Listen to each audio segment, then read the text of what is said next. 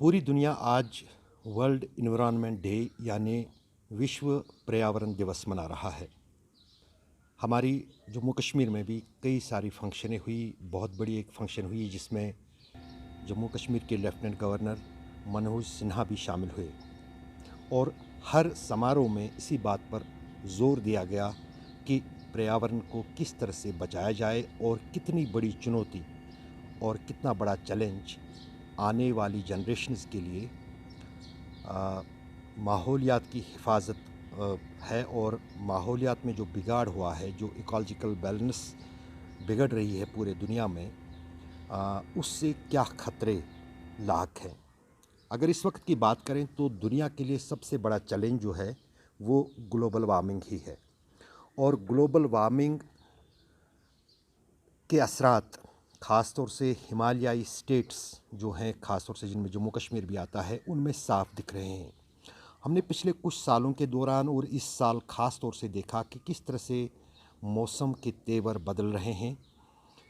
जब तापमान में अचानक गिरावट आती है और जब तापमान में अचानक बढ़ोतरी होती है, ये सभी कहीं ना कहीं इंडिकेशंस हैं ग्लोबल वार्मिंग के। और अगर दुनिया में इन्वायरमेंटल साइंटिस्ट्स की बात मानी जाए तो ज़मीन का तापमान 0.1 डिग्री जो है वो पिछले 10 साल में बढ़ा है। और वो साफ दर्शाता है कि उस 0.1 डिग्री तापमान से कितना भव्य या जो कहें कि बहुत बुरा असर जो है पूरे माहौलियात पे और पूरे इन्वायरमेंट में पड़ेगा। लेकिन आज जो कहानी मैं आपको सुनाऊंगा वो है सियाचिन ग्लेशियर की कहानी। समंदर में जो ग्लेशियर्स हैं, जिनको हम अंटार्कटिका कहते हैं या नॉर्थ पोल साउथ पोल, उनके बाद वो सबसे बड़े ग्लेशियर्स दुनिया पर ज़मीन पर हैं। अगर लेकिन वो ग्लेशियर्स जो हैं वो समंदर में हैं। अगर ज़मीन पर ग्लेशियरों की बात की जाए तो सियाचिन ग्लेशियर सबसे बड़ा ग्लेशियर जो है धरती पर है या ज़मीन पर है। और उसे हम क्या खुशकिस्मती ही कहेंगे कि वो भी जो है वो साउथ एशिया में ही है। सियाचिन ग्लेशियर, उसका कुछ हिस्सा पाकिस्तान में है और अधिकतर हिस्सा जो है वो हिंदुस्तान में है।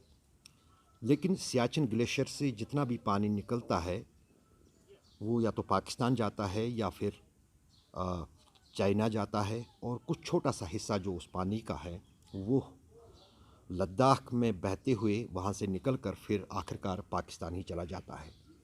लेकिन फिर भी सियाचिन ग्लेशियर कहीं ना कहीं एक मंबा है पानी का और कई सारी नदियों का एक हम ओरिजिन जो कहें वो है। लेकिन क्या आपको पता है कि पिछले 20 साल के दौरान जो लंबाई सियाचिन ग्लेशियर की है कम से कम 5 किलोमीटर कम हो गई है। एक ज़माने में सियाचिन ग्लेशियर की लंबाई जो थी वो 75 किलोमीटर थी, जब वहाँ पर पहले आंकलन हुआ था, अंग्रेज़ों ने किया था। लेकिन अब वो लंबाई मात्र 70 किलोमीटर रही है। और उसके साथ साथ जो है उसकी जो वॉल्यूम जो था उसका, जिसको हम विड्थ बोलें या जो उसकी हाइट बोलें, वो भी धीरे धीरे कम हो रही है। ये मैं आपको हवा में बात नहीं कह रहा हूँ कि बल्कि इसका मैं चश्मदीद गवाह हूँ।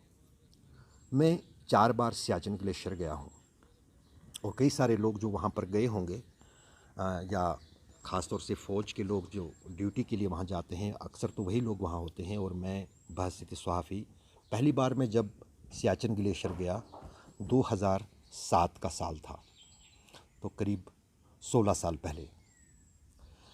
तब सियाचिन ग्लेशियर के लिए जहाँ तक गाड़ी जाती थी, और फिर जब मैं 2011 में गया तो फिर मैंने देखा कि सियाचिन ग्लेशियर तक जाने के लिए जहाँ तक गाड़ी जाती है और 4 किलोमीटर आगे जा रही थी। क्योंकि जो हाई आल्टीट्यूड वारफेयर स्कूल है या हम कारगिल बैटल स्कूल कहें, उनको सियाचिन ग्लेशियर में ख़ास तौर से प्रशिक्षण दिया जाता है आर्मी के लोगों को। और उनका जो बेस कैंप या हम ट्रेनिंग कैंप कहें तो वो जो है वो हर साल धीरे धीरे जो है पीछे खिसक रहा है, क्योंकि बर्फ़ जो है सियाचिन ग्लेशियर की वो कम हो रही है।